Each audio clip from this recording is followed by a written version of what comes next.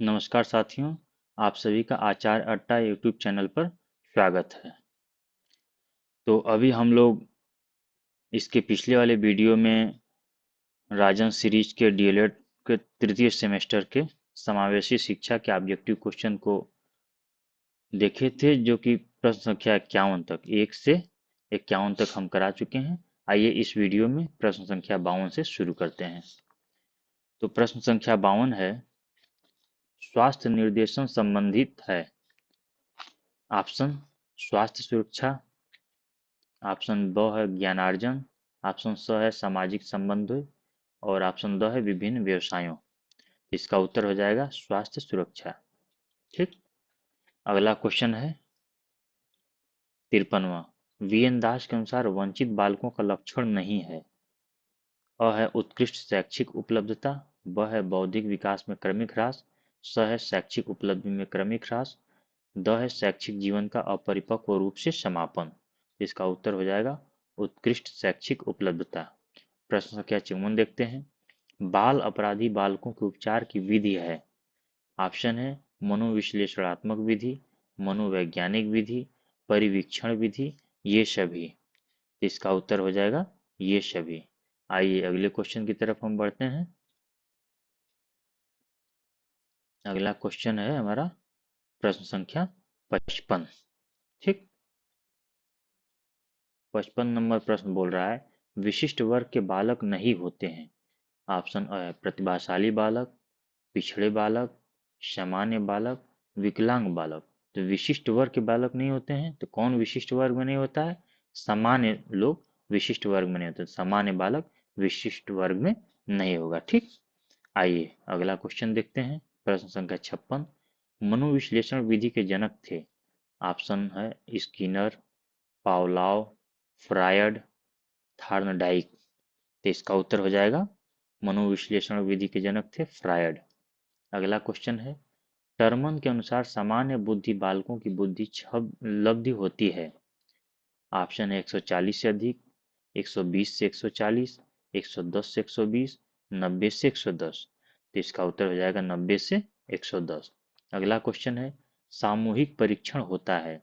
Option है शाब्दिक, अशाब्दिक, उपर्युक्त दोनों या दोनों में से कोई नहीं। तो इसका उत्तर हो जाएगा उपयुक्त दोनों, मतलब अ व ब दोनों। मतलब सामूहिक परीक्षण शाब्दिक भी हो सकता है और अशाब्दिक भी हो सकता है। अगला क्वेश्चन हम देखते हैं, मनोविज्ञानशाला उत्तर प्रदेश में स्थित है।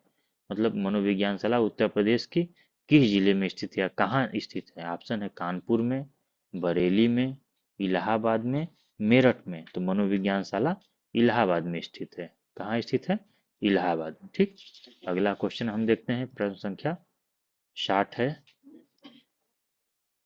इसमें कह रहा है, श्रवण बाधित के प्रकार गंभीर बाधित बच्चों की बाधिता प्रतिशत है। ऑप्शन है 70 से 89%, 40%, 30%, कोई नहीं। तो इसका उत्तर होगा 70 से 89%। आइए अगले क्वेश्चन की तरफ बढ़ते हैं। श्रवण बाधित के प्रकार पूर्ण बाधित बच्चों की बाधिता प्रतिशत है। ऑप्शन है 90%, 80%, 40%, कोई नहीं। तो इसका उत्तर हो जाएगा आपका 90%। अगला क्वेश्चन हम देखते हैं, उत्तर प्रदेश बेसिक शिक्षा अधिनियम अस्तित्व में आया किस सन में? तो सन 1972 ईस्वी में, सन 1982 ईस्वी में, सन 1981 ईस्वी में, या इनमें से कोई नहीं। तो उत्तर प्रदेश बेसिक शिक्षा अधिनियम सन 1972 ईस्वी में अस्तित्व में आया था। आइए अगले क्वेश्चन की तरफ हम बढ़ते हैं। अगला क्वेश्चन है हमारा प्रश्न संख्या 63। ये कह रहा है कि मनोविज्ञान शाला की स्थापना किसके द्वारा की गई? ऑप्शन है आचार्य नरेंद्र देव समिति द्वारा, आचार्य रामवरम द्वारा, उपर्युक्त दोनों, कोई नहीं। तो मनोविज्ञानशाला की स्थापना आचार्य नरेंद्र देव समिति द्वारा की गई थी। अगला क्वेश्चन है प्रश्न संख्या 64। निम्न में से कौन सी अक्षमता केवल जन्मजात होती है? ऑप्शन है दृष्टि दोष, श्रवण दोष, मूक बधिर, मंद बुद्धि। तो जन्मजात जो अक्षमता है वह केवल और केवल मंद बुद्धि होती है। दृष्टि दोष ये जन्मजात भी हो सकता है और पैदा होने के बाद भी हो सकता है किसी कारण से। उसी तरह श्रवण दोष भी पहले से भी हो सकता है और बाद में भी हो सकता है। मूक बधिर भी पहले से भी हो सकता है और बाद में भी हो सकता है, लेकिन मंद बुद्धि एक ऐसा अक्षमता है जो कि केवल और केवल जन्मजात होता है। ठीक। अगला क्वेश्चन हम देखते हैं, प्रश्न संख्या 65। मंद अधिगमकर्ता जिनकी शैक्षिक उपलब्धि सामान्य योग्यता से कम रह जाती है कहे जाते हैं। ऑप्शन अ है पिछड़े, ब है विशेष, स है बाल अपराधी, द है मानसिक रूप से कमजोर। ठीक। तो इसका उत्तर हो जाएगा पिछड़े। आइए अगले क्वेश्चन की तरफ हम बढ़ते हैं। प्रश्न संख्या 66। प्रश्न संख्या 66 की हम तरफ बढ़ते हैं। ये इसमें दिया है कि साइजोइड वर्ग में कौन से बालक आते हैं। ऑप्शन है मोटे, स्वस्थ तथा लंबे शरीर वाले। ऑप्शन ब है प्रतिभाशाली और प्रखर बुद्धि वाले। ऑप्शन स है दुबले पतले तथा लंबे शरीर वाले। ऑप्शन द है प्रतिभाशाली बालक। तो इसका उत्तर हो जाएगा ऑप्शन द प्रतिभाशाली बालक। ठीक। अगला क्वेश्चन है, मानसिक स्वास्थ्य के नियमों को खोजना और उन्हें बनाए रखना अध्ययन का केंद्र बिंदु है, यह कथन है किसका। ऑप्शन है शेफर का, हैडफील्ड का, ड्रेवर का, लैडेक का। तो इसका उत्तर हो जाएगा ड्राइवर का। ठीक। आइए प्रश्न संख्या 68 देखते हैं। किस प्रकार के बच्चों की शिक्षा हेतु सांकेतिक भाषा का प्रयोग किया जाता है। ऑप्शन अ है दृष्टि दोष, ऑप्शन ब है श्रवण दोष, ऑप्शन स है मूक बधिर, ऑप्शन द है मंद बुद्धि। इसका उत्तर हो जाएगा मूक बधिर। ठीक। आइए अगले क्वेश्चन की तरफ बढ़ते हैं। शिक्षा का अधिकार अधिनियम 2009 लागू नहीं होता है किस वर्ग के बच्चों को। तो निःशक्त बच्चे को, 6 से 14 आयु वर्ग के बच्चे को, या 14 से 18 वर्ष के आयु के बच्चे को, या बच्चों की नियमित उपस्थिति वाले के। तो ये होता है आपका 14 से 18 वर्ष के बच्चे को। अगला क्वेश्चन हम देखते हैं, क्वेश्चन नंबर 70। क्वेश्चन नंबर 70 है कि आप अनपढ़ माता पिता के बच्चों को अंग्रेजी सिखाना चाहते हैं, तो इसमें से सबसे सही ऑप्शन कौन सा होगा। ऑप्शन है आप बच्चे से अंग्रेजी में बात करेंगे, आप बच्चे को अंग्रेजी में बोलने को मजबूर करेंगे, आप बच्चे को मातृभाषा में बोलने से रोकेंगे, आप उसे मातृभाषा की सहायता से अंग्रेजी सिखाने का प्रयास करेंगे। तो इसका उत्तर यही द होगा, आप उसे मातृभाषा की सहायता से अंग्रेजी सिखाने का प्रयास करेंगे। ठीक। आइए अगले क्वेश्चन की तरफ बढ़ते हैं हम। प्रश्न संख्या 71। इसमें कह रहा है कि विशेष आवश्यकता वाले बच्चों की शिक्षा होनी चाहिए। ऑप्शन है अन्य सामान्य बालकों के साथ, विशेष विद्यालयों में विशेष बालकों के लिए विकसित पद्धतियों द्वारा, विशेष विद्यालयों में, विशेष विद्यालयों में विशेष बालकों के साथ। तो इसका उत्तर होगा अन्य सामान्य बालकों के साथ। अगला क्वेश्चन है, आंशिक रूप से दृष्टि बाधित बच्चों की दृष्टि एक्यूटी होती है 20 से 70 फीट, 5 से 10 फीट, 10 से 15 फीट, या कोई नहीं। इसका उत्तर हो जाएगा 20 से 70 फीट। अगला क्वेश्चन हम देखते हैं, किसका कथन है वाणी मुखर भाषा के ध्वनि की क्रमबद्ध एवं व्यवहारिक अभिव्यक्ति है। ऑप्शन है लाहन एवं काफमैन, ऑप्शन ब है क्रो व क्रो, ऑप्शन स है दोनों, और ऑप्शन द है कोई नहीं। तो इसका उत्तर हो जाएगा लाहन एवं काफमैन। आइए अगले क्वेश्चन की तरफ बढ़ते हैं हम।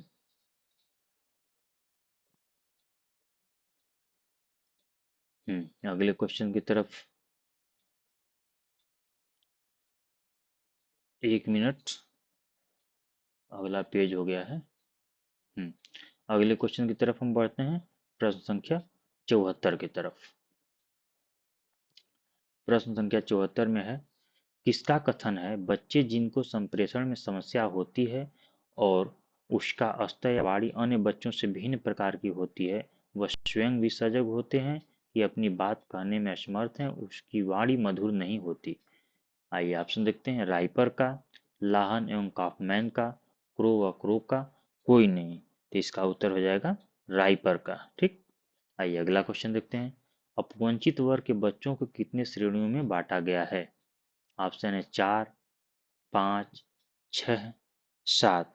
तो अपवंचित वर्ग के बच्चों को 4 श्रेणियों में बांटा गया है। अगला क्वेश्चन है, किसका कथन है समस्यात्मक बच्चे वे बच्चे हैं जिनके व्यवहार तथा व्यक्तित्व इस सीमा तक असामान्य होते हैं कि वे घर, विद्यालय तथा समाज में समस्याओं के जनक बन जाते हैं।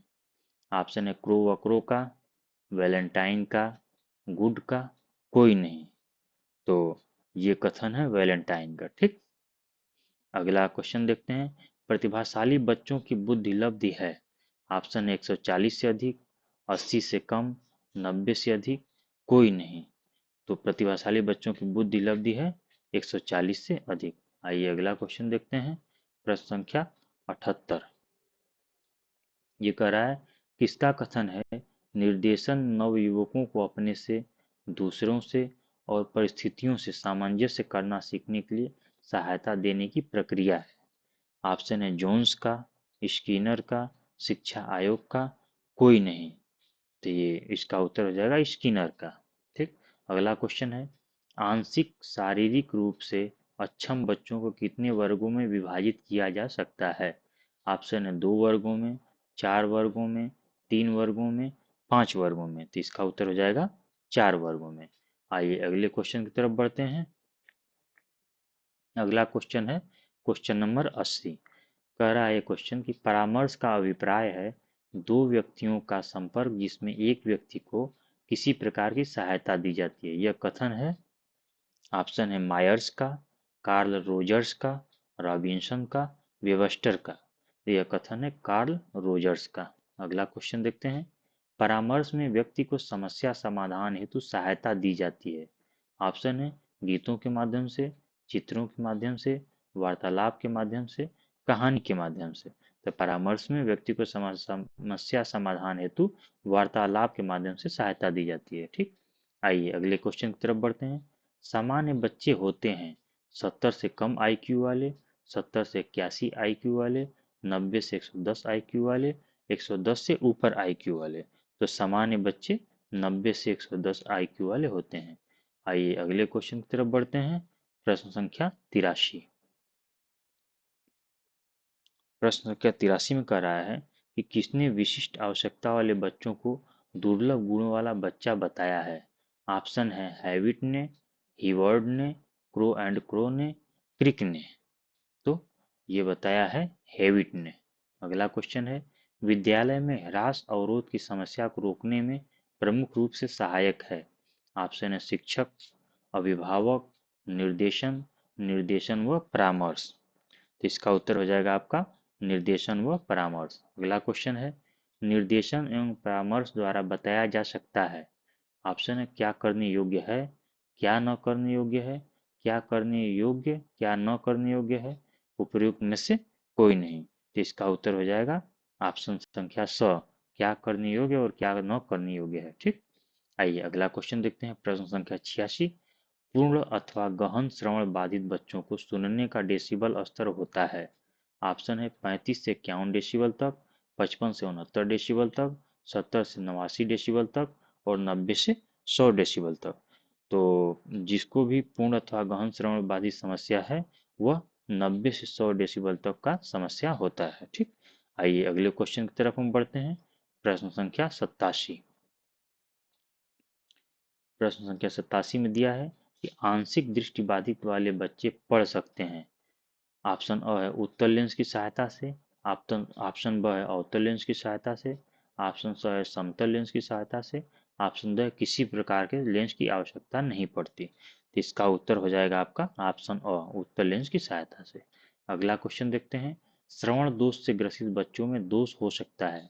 ऑप्शन अ है कान से बाहर, ऑप्शन ब है कान के अंदर, ऑप्शन स है कान के मध्य, या ऑप्शन द है ये तीनों। तो श्रवण दोष से ग्रसित बच्चों में दोष हो सकता है कान के बाहर भी कुछ समस्या हो सकती है, कान के अंदर भी कुछ समस्या हो सकती है और कान के बीच में भी कुछ समस्या होती है। इसलिए इसका ऑप्शन द सही होगा, मतलब ये तीनों उपर्युक्त तीनों। आइए अगले क्वेश्चन की तरफ बढ़ते हैं।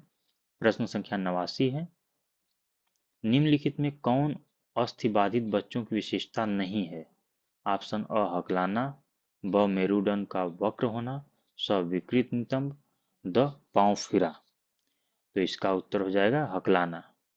हकलाना अस्थिबाधित समस्या नहीं है। अस्थिबाधित मतलब हड्डी से संबंध कोई भी विकृति। तो हकलाना ये जबान से संबंध है। अस्थिबाधित में मेरुदंड का वक्र हो जाना होता है, मतलब पीछे रीढ़ की हड्डी, या विकृत नितंब हो जाता है, या पांव फिरा हो जाता है। ठीक, आइए अगले क्वेश्चन की तरफ बढ़ते हैं। Question number 90। क्वेश्चन 90 कह रहा है कि सामाजिक तथा सांस्कृतिक विकास का सिद्धांत संबंधित है। ऑप्शन है कोहलबर्ग, दूसरा ऑप्शन है वियोगोस्की, तीसरा ऑप्शन है जीन पियाजे और चौथा ऑप्शन है वाटसन। ठीक, तो इसका उत्तर हो जाएगा वियोगोस्की। अगला क्वेश्चन है इंद्रिय जनित गामक अवस्था का संबंध किस मनोवैज्ञानिक से है। ऑप्शन है जीन पियाजे, कोहलबर्ग, नन, वाटसन। तो इसका उत्तर हो जाएगा जीन पियाजे। अगला क्वेश्चन है वस्तु अस्थायित्व बालकों में जब पाया जाता है तो वे वस्तुओं को आसानी से खोज लेते हैं। किस मनोवैज्ञानिक से इसका संबंध है। ऑप्शन है जीन पियाजे, गार्टन, बिने, गुड। ठीक, तो इसका उत्तर हो जाएगा जीन पियाजे। क्या हो जाएगा इसका उत्तर जीन पियाजे हो जाएगा। आइए प्रश्न संख्या 93 की तरफ बढ़ते हैं। प्रश्न संख्या 93 कह रहा है कि किसका कथन है वंशानुक्रम माता पिता से संतानों को प्राप्त होने वाले गुण हैं।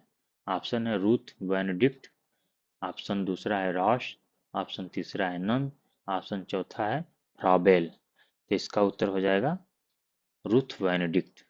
अगला क्वेश्चन देखते हैं किसने कहा सामाजिक संबंधों में परिपक्वता ग्रहण करना सामाजिक विकास कहलाता है। ऑप्शन है थॉर्नडाइक, ऑप्शन अगला है हरलॉक, सौ ऑप्शन है फ्राबेल और दो ऑप्शन है जॉन ड्यूवी। तो इसका उत्तर हो जाएगा हरलॉक। साहब ने कहे थे कि सामाजिक संबंधों में परिपक्वता ग्रहण करना सामाजिक विकास कहलाता है। ठीक, आइए प्रश्न संख्या 95 की तरफ बढ़ते हैं।